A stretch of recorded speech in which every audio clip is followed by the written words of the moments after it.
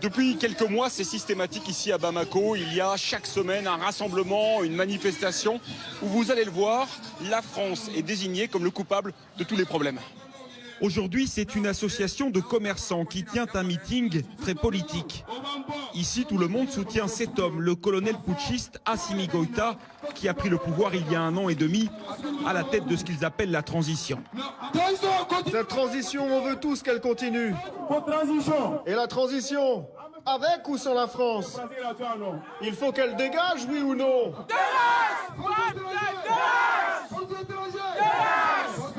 Pour eux, la France est coupable d'ingérence quand elle exige des élections démocratiques.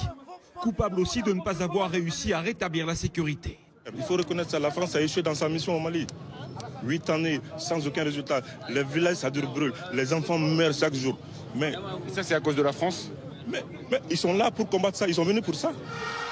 Depuis janvier, les manifestations anti-françaises rassemblent des milliers de personnes. La plupart du temps à l'appel de groupes proches du pouvoir malien qui soufflent sur les braises. Ce qui a changé aussi, ce sont ces nouveaux drapeaux qui ont fait leur apparition.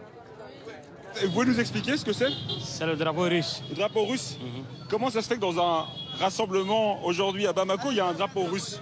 Ils sont venus nous aider dans notre combat, surtout au Sahel. Donc on est obligé de les soutenir. On a remplacé la France parce que la politique française, vraiment, on en a marre de ça. On veut son départ. Tout de suite, on signe et puis ils partent. Aujourd'hui à Bamako, il y a très peu de voix dissonantes qui osent contredire ce discours anti-français. Bonjour. L'ancien ministre de la Justice en est une. Il a perdu son poste lors du coup d'État et affirme aujourd'hui que la junte utilise la France comme bouc émissaire.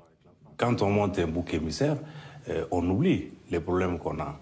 Au lieu de s'attaquer au vrai problème, le problème de la sécurité, c'est pas à la France de faire la guerre aux terroristes. La France vient nous appuyer, nous aider. Ce que moi je crains, c'est que les autorités françaises soient excédées, disent bon, il y en a marre, excusez-moi, c'est ça, hein, et on s'en va. Et là, ce sera, ce sera la catastrophe. Pour moi, ce sera l'Afghanistan.